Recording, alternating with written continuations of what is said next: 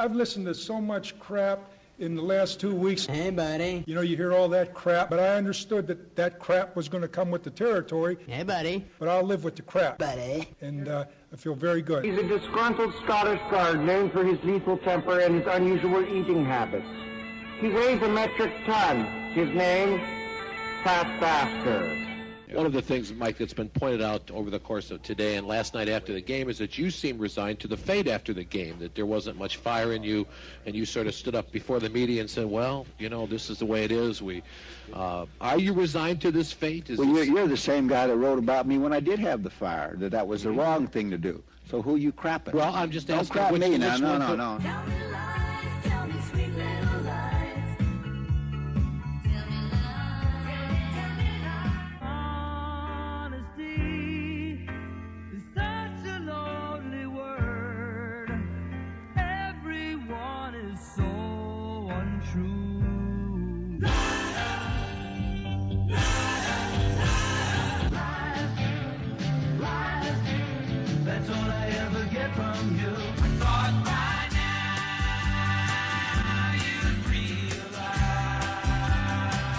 I do look good.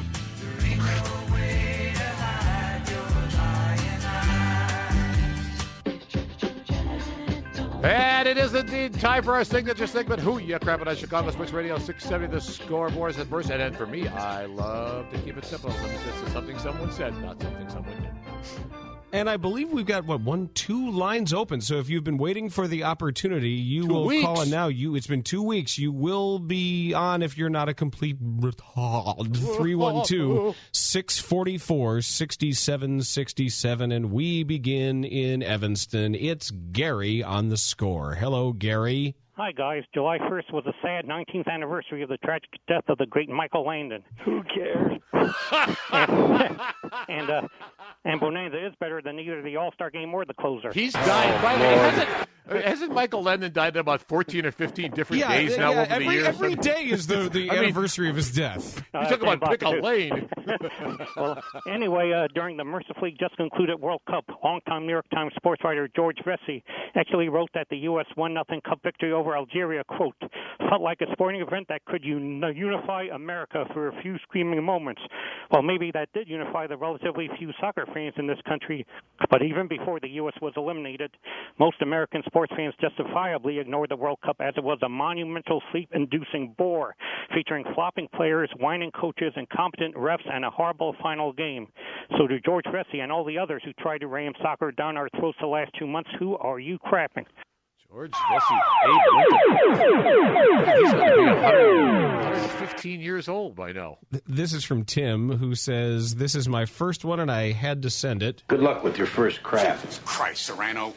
Cornelius Corprew, director of a youth football camp, which Michael Vick could not attend this weekend for parole-related reasons, voiced his dissatisfaction with the Troubled Stars' late notice by saying, quote, I'm upset because our camp is built on integrity and character, and that's what we teach to our kids.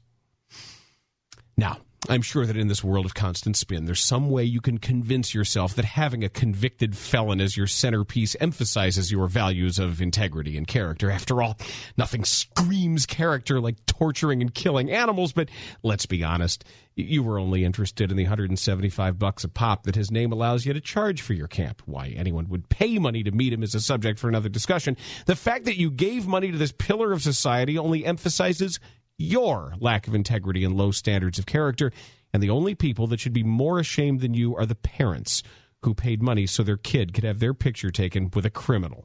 To act upset that your moral compass / parole violator wasn't as good as his word is just projecting your anger that you're out $4,000 on your investment in a dog killer. So pay your integrity tax and shut the hell up. Cornelius Corprew, who you crappin'? Cornelius Corprew. That'll be the last one, I'm sure. Ed O'Hare, blind chauffeur, is on the Score. Hello, boys. Hi. Hey, I'm looking forward to going up to Minneapolis and investigating Target Field myself on Sunday. Anyway. Inspector Clouseau, are you going to the game? Yes, I am going to the game. Okay. This crap goes out to Joe Bartosh. During the 4:30 update, Joe informed us that you can get your own Stanley Cup when the Blackhawks play the Yankees. Yes, and also coming soon, you could get a mini Lombardi trophy when the Saints take on the Pacers. Joe Bartosh, who you crapping? That's my guy. Bartosh is my guy. I thought the execution there was actually better than the choice of material. Yes, it was. Downstater says, this is a quote from, at the time, unsigned free agent Chris Bosh. Quote, I don't want to be mentioned as an addition to a team. I want to be mentioned as the guy that people want to center their team around. Uh-oh. Chris Bosh, who you crapping? Centerpiece. Look who's out as Northside Pimp on Who You Crapping on the Score. Oh, my God. How you been, Pimp? What's happening, Cat Daddy? What's the deal? Listen, man, we going to hit this Cleveland LeBron thing hard. I'm saying it's the easiest stuff ever. My crap is for Dan Gilbert, who said that the Cleveland Cavaliers is finna win a title before King James. And your first move out your trick is to try to sign Kyle Lowry, and then you can't even get him? Dan Gilbert, you lying bastard. Who you crapping? I love you, Pimp. Yes. I love you. Your pimp or you pimp? I love you, Pimp. Pimp. Okay. Tinky Winky says this goes out to Al Roker. Wednesday morning, he did a story about a great white shark spotted 2 miles off the coast near Boston. He said, officials are wondering why the shark is there. Now, Al, if the shark were spotted at the post office or at TB Diddlers, I can understand he come in. the meeting with Dick Duran to determine why he is there. But Also welcome. Since the shark was spotted in the ocean, I think we could put this puppy to bed very quickly. It's an explanation covered in both Darwinism and creationism. They live there. Al Roker, who you crapping? I'll say this for Al Roker, and I haven't seen. I've seen him recently enough to know he did keep the weight off. Well, congratulations. Yeah. Congratulations That's to what Al I'm saying, Roker. because some don't, In St. Charles, it's Rich on the Score. Hi, Rich. Hi, how you guys doing? Good, Rich. Great. Listen, this goes out, you'll know who it is as soon as I say it. It's my first crap, but it's going to be a short one. Good luck with your first crap. Thank you. You went from Atlanta to Green Bay. Your last name, no one could say. To me, it was French, feminine, and gay. But you swore up and down it was not Fabre. Now, with pants on the ground, you are a rapping. Brett Fabre, who you crapping? God. Okay. I don't think he really understands the point of the segment. I guess not, but I You all right? I'm not sure. No. Is Is that a requirement to make it on the air? I guess it shouldn't be, right? This is from the Ranting Aspie, who says this goes out to the Reverend Jesse Jackson. He responded to Cleveland Cavaliers owner Dan Gilbert's angry harangue about LeBron James's move to the Heat by saying, quote, his feelings of betrayal personify a slave master mentality. He sees LeBron as a runaway slave, unquote.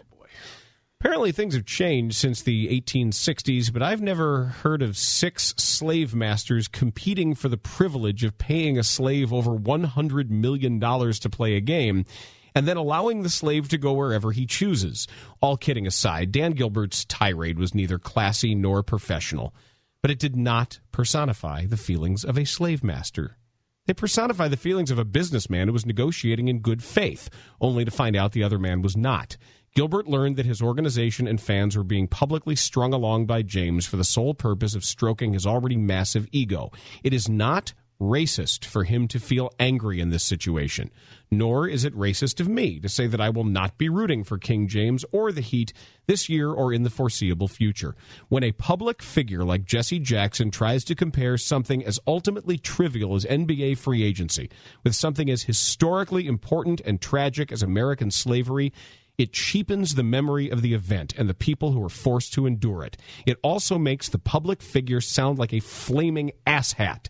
Jesse, I wish you would concentrate your energy on helping those in need, rather than spouting garbage in a desperate attempt to stay relevant.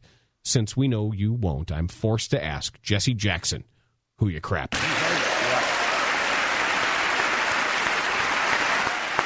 struggle to stay relevant, I'll tell you that. Don't, and Chet Walker's name could be thrown in the hopper there, too. Yeah, that's not the kind of relevance for which he's striving, as far as I can tell. But Chet Walker's name is in there as well, because I don't like the terminology high-tech lynching either. Here's another great one from a regular star of this segment, the Beverly Brewmaster, who says, AP sports writer Ronald Blum, although it applies to many others who've eulogized overbearing Yankees owner George Steinbrenner over the past 3 days. At the very beginning of Blum's obituary, he starts off by describing Steinbrenner as the controversial but beloved boss who turned around the Yankees franchise in 37 years of ownership. Countless others have expressed similar sentiment. Now, I understand that if you're not named Bernstein, you have an inclination to speak kindly of the dead. But that's no excuse to be factually wrong, and to say Steinbrenner turned around the franchise is just that. Simple math shows the inaccuracy. The Yankees won 20 World Series before Steinbrenner took over, which breaks down to one championship every 2.95 seasons. That's pretty good. After Steinbrenner took over in 73, they won 7 more, which breaks down to one every 5.1 seasons. Simply put, the Pinstripes won more often before Steinbrenner took over than after. What's more, Steinbrenner doesn't even get full credit for the Yankees dynasty of the late 90s, as 4 of the most significant players of that era, Mariano Rivera, Andy Pettitte, Jorge Posada, and a guy named Jeter, were all signed or drafted when Steinbrenner was banned from baseball between 1990 and 1993. It was after that championship run that Steinbrenner decided he could buy a championship by spending like a drunken sailor, and it took him 9 seasons to successfully do so, despite having the highest payroll in baseball since 1999. So, Ronald Blum, if you want to credit Steinbrenner for making rich ball players even richer and pricing average fans out of the game, be my guest. But don't tell me the guy who oversaw the longest championship drought in Yankees history, the guy who amassed a whopping 2 championships in his first 23 years of ownership, turned the franchise around. Ronald Blum, who you crappin'? Now that's really good. In Lakeview, unemployed lawyer is on the score. They should turn Chris Henry back around, too, I guess. Turn his life around. Yeah. I credit George Steinbrenner for that.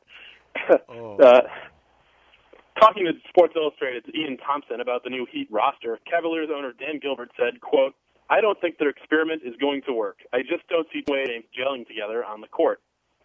Never mind that Wade and James got along well enough on Team USA to make a blood brother pinky swear oath to play together someday. The real failed personnel experiment was surrounding James with the likes of Mo Williams, Antoine Jamison, Ben Wallace, irresistible sexual icon Delonte West, and the very bloated corpse of Shaquille O'Neal.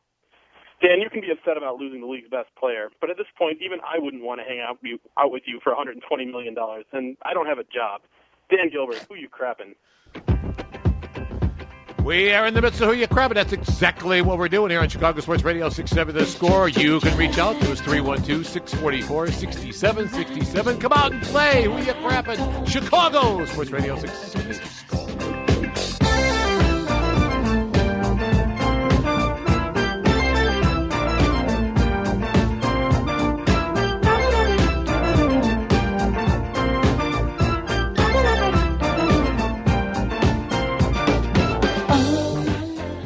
We are in the midst of Who You Crappin' here at Chicago Sports Radio 670 The Score. Testing 1 2. Still plenty of time for it. Yeah, jump ahead in 312-644-6767. Here's one that was sent in by one of my favorite monikers, Elton Brand's Mother's Hands. You have to be a longtime Bulls fan to understand that reference. It says this goes out to Reno, Nevada's KRNV TV morning news anchor Sherry Hatamiya. Okay. Who, when wrapping up her story on the nation's farewell to our country's longest-serving congressional legislator, said, "Mourners remembered him as a senator and son of West Virginia, a student of history, devoted lawmaker, erudite orator, and staunch defender of the Senate's dignity. Dead at 92, Larry Bird." Wait a minute. Hold on. You mean the guy who we all thought was a 22-year-old All-American from Indiana State when the Celtics drafted him in 1979 was actually a 61-year-old U.S. Senator from West Virginia? What about all the Hick from French Lick stuff? And then he won his first NBA championship at 63?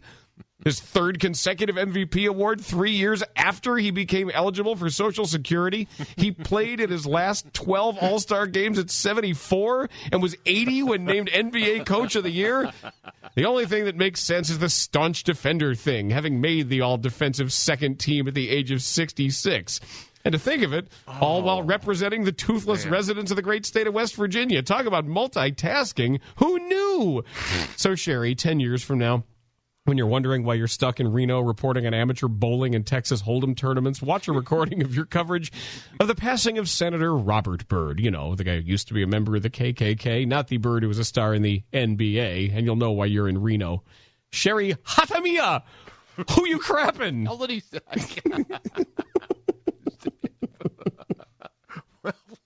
In Avalon Park, it's my favorite underrated superhero, Black Physicist, on the score. Hello, friends. Wow, the physicist is with us. Look out here. This crap is for Terry Boers. Last Wednesday, on the eve before LeBron James made his amazing declaration, Terry was talking about the possibilities of LeBron going to New York, stating that New York's championship history consisted of winning the NBA title in 1970 and 1972. Well, you got the first one right, Terry. They did take the crown in 70. However, in 1972, the victors of the NBA Finals were the Los Angeles Lakers. So, Terry, for that half-truth, who you crap? Okay, you got me. 73? He always gets out of technicality there, doesn't he, Black 73? Physicist? I think it was 73. I think it's probably right. Tank Johnson's trigger finger says this goes out to Lance Armstrong regarding the federal investigation against him and former associates for possible fraud and doping charges. From the AP article, Armstrong says, quote, as long as we have a legitimate and credible and fair investigation, we'll be happy to cooperate, but I'm not going to participate in any kind of witch hunt. I have no argument with Armstrong not wanting to be part of some unfounded investigation, but we're talking about a federal prosecutor here. And Armstrong's defense for not wanting to be a part of it because I've done too many good things for too many people is an example of hubris at its worst. I'm not saying that the Livestrong Foundation hasn't done a lot of good. I'm just saying to use that as an excuse to put yourself above questioning in a federal investigation is nothing short of ridiculous. Lance Armstrong, who you crapping? You think he even knew that? No. Lance? I mean, I'm not sure he did. Josh in Hyde Park, you're on the score. This crap goes out to Dan Bernstein. Hello. Thank you. 2 weeks ago, in a very tender moment, Terry said he would be very depressed if he outlived Matt or Jason, to which Dan replied, no, you wouldn't. You'd be dead. Dan, the whole point of outliving someone is you're still alive. Dan Bernstein, who you crapping? Yeah, I guess it's probably true, isn't it? I think that's what you said. Yeah, I think he's absolutely. Thank you for that, my friend. Thank you for protecting me and my rights as a dead man. No, I think he's. I think that's what I said. I think that's what I said. But it's okay. You do what you want to do. Here's a great catch from Hayden Fry's mustache. Who says this goes out to Rob Dibble, who at the end of an interview with Fox Sports Radio last Saturday was asked his opinion on LeBron James's decision to hold an hour-long TV special to announce he was leaving Cleveland. An angry Dibble responded, I spent 7 years of my life in Ohio, and I think the people of that state deserve to be treated better than that. Well, Rob, your newfound concern for the ethical treatment of Ohio residents would have come in handy back on April 28th of 1991. That's the day you chucked a baseball at a group of fans sitting in the bleachers at Riverfront Stadium, injuring a pregnant woman from Ohio. Rob Dibble, who you crapping. That's really good. Yeah. That's the essence right that is there. Nice. Very good. Here's Chip in his car on the score. Chip, you're on Who You Crapping. Hello, gentlemen. Hello. Chip. Hey, this one goes out to Kendall Gill, who just a couple of days ago during an interview was asked, when is your next fight? And he said, well, I don't think I'm going to be doing that anytime soon. And the reporter asked, well, how come? He said, too many blows to the head? He said, no, too many to the body. You know, those body shots stay with you longer than headshots do. I was kind of taken aback by that, thinking that repeated blows to the head, which cause concussions, can lead to something such as dementia, as opposed to a broken rib, which can heal over a short period of time. So to Kendall Gill, who are you crapping? Nicely done. And it is now time for, is it the second time in these studios, right? Second time. Yeah. And it's an easy one. We're checking Terry's manometer. You know, I mean, come on now. It's a 2-foot putt. Where did I get it this time? The Isle of Man? No, Man United's here. Oh, that's right. That's why Mulligan was here late yesterday. That's right. Man Manchester. United. Sorry, Manchester. Sorry. But the pressure will be, I don't know, he might have to have Dwayne Wade and Chris Bosch help him out with it, but Q on the north side will bear the pressure. He'll lift their luggage for him. It is a privilege and an honor, gentlemen. Hello, Q. In a 2006 magazine article written by Booyah Windsock Chris Broussard, LeBron James is quoted as saying that it's all about competing and trying to be the best. It's also important to me to make the team I'm on now the best. I don't want to go ring chasing, as I call it. You know, going to a team that's already pretty well established and trying to win a ring with them. I want to stay with the Cavs and build a champion. And while feelings can change over the course of 3 years regarding the Cavs, you did not go to an established team. You went to an established player and asked him to be the best. So while Kobe Bryant and Dwayne Wade will be chasing Michael Jordan, you will forever be chasing Scottie Pippen. So LeBron James, while you're having all your buddies make all your decisions for you, ask yourself a question. Who are you crapping? Mustache. You make us wonder with the things you say. Maybe you were having an off day. Wow. I don't know what that was, but something's wrong with him. Hey, buddy. Hey, buddy. Who you crapping?